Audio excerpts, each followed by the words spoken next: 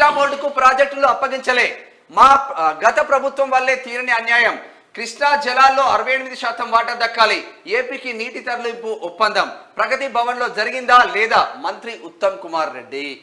కృష్ణా నదిపై ఉన్న ప్రాజెక్టులను కేఆర్ఎంబీకి అప్పగించలేదని తెలంగాణ రాష్ట్ర నీటిపారుదల శాఖ మంత్రి ఉత్తమ్ కుమార్ రెడ్డి అన్నారు. శుక్రవారం అసెంబ్లీలో గవర్నర్ ప్రసంగానికి ధన్యవాదాలు తెలిపే తీర్మానంపై చర్చ సందర్భంగా మంత్రి ఉత్తమ్ కుమార్ రెడ్డి మాట్లాడారు. గత ప్రభుత్వం వల్లే కృష్ణా జలాల విషయంలో తెలంగాణకు తీరని అన్యాయం జరిగిందన్నారు. కృష్ణా నదిపై వచ్చిన వివాదానికి గత ప్రభుత్వ విధానమే కారణమని, ఎక్కడి నుంచో మినిట్స్ తెచ్చి సమాధానం చెప్పు అంటే ఎలా అని ప్రశ్నించారు. క్యాచ్మెంట్ ఏరియా ప్రకారం కృష్ణా జలాల్లో మనకు 68% వాటా దక్కాలని తెలిపారు.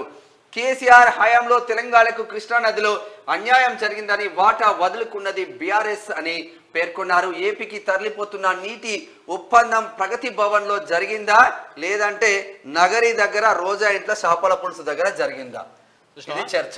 కృష్ణా బోర్డుకు సంబంధించి ప్రాజెక్టులన్నీ అప్పగించాలని చెప్పేసి గత ప్రభుత్వమే కేసీఆర్ ఏం చేసినప్పుడు, మీకు రాయలసీమ రత్నాలసీమ కావాలి, రత్నాలసీమ కావాలంటే మరి నీళ్ళు పోవాలి కదా, మేము నీళ్ళు ఇస్తాం, ఎన్ని కావాలంటే అని తీసుకొని పోయి అన్నాడు.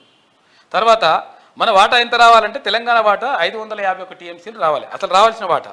అయితే ఏం చేసిండు, రావాల్సిన వాటా గురించి కాకుండా ఇక మాకు 299 చాలు టీఎంసీలు చాలు, ఇక నువ్వు మిగతా అన్ని మీరే తీసుకోరు అని చెప్పిండు.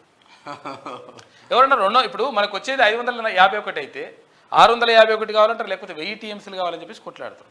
కానీ ఇటు ఉంటుంది అన్నట్టు కథ కాకది. ఇక మళ్ళీ ఇప్పుడేమో మీరే చేస్తున్నారని చెప్పేసి కథలు చెప్తున్నారు, ఏం చేయట్లేదు.